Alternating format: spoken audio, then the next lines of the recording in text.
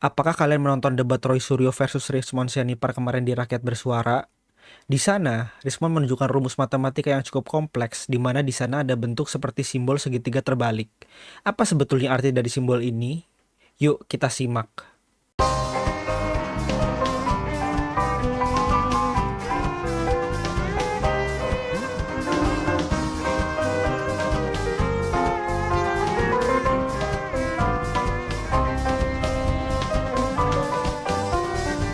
Nama simbol ini adalah del atau nabla.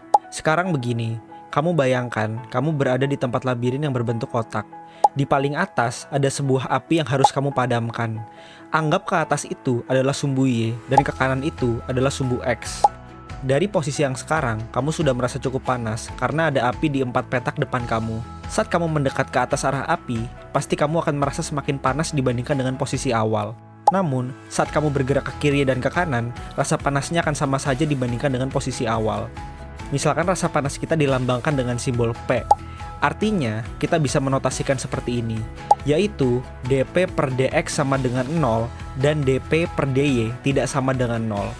Maksudnya adalah, saat kita bergerak ke arah X, hawa panas yang kita rasakan tidak berubah. Namun, saat kita bergerak ke arah Y, hawa panas yang kita rasakan berubah. Inilah konsep dari turunan pertama. Nah, ingat dari kasus tadi, kita hanya bisa bergerak ke atas dan ke kiri. Artinya, kita hanya punya sumbu X dan sumbu Y. Maka, kita bisa notasikan dia sebagai nabla P X, Y.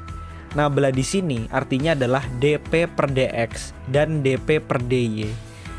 Nah, tadi kan dP per dx kan sama dengan 0.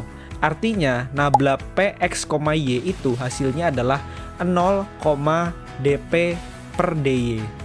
Jadi intinya, nabla itu ingin mengetahui perubahan suatu hal terhadap sumbu X dan Y, bahkan terkadang Z.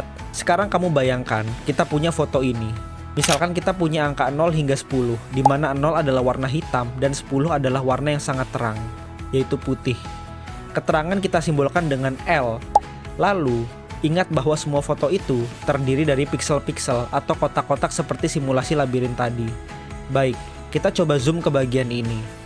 Nah, di sini kalian bisa lihat bahwa angka yang muncul dari perbesaran di arah Y itu tidak jauh berbeda. Namun lihat, ke arah X itu dia langsung melompat dari 6 ke 10.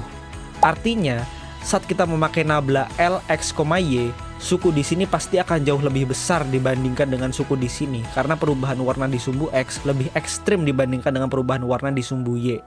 Setelah kita tahu bagian mana saja yang punya lonjakan yang sangat ekstrim, kita bisa menurunkan kecerahannya menggunakan rumus tertentu, sehingga pencerahannya tidak terlalu ekstrim. Lihatlah, coba kita zoom out lagi.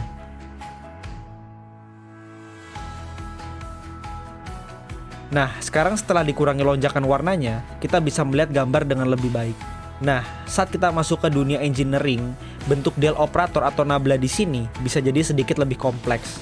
Di video kali ini, saya hanya akan menjelaskan penerapannya saja tanpa menjelaskan lebih lanjut, karena perlu pemahaman yang lebih dalam dan belum di-cover dalam video ini. Contohnya pada hukum Faraday di sini. E adalah medan listrik dan B adalah medan magnet. Lihat di sini. Nabla di cross product dengan medan listrik. Artinya, vektor ini di cross product dengan dirinya sendiri. Hasilnya adalah ini. Ada lagi yang lebih kompleks, yaitu pada rumus ini. Di sini, nabla akan dinablakan lagi untuk mendapatkan hasil. Artinya, nabla yang ada di dalam kita selesaikan dulu, sehingga hasilnya seperti ini, yaitu dapat turunan pertama. Lalu, hasil ini kita nablakan lagi, sehingga hasilnya menjadi turunan kedua. Konsep dari turunan kedua ini akan kita bahas pada video selanjutnya.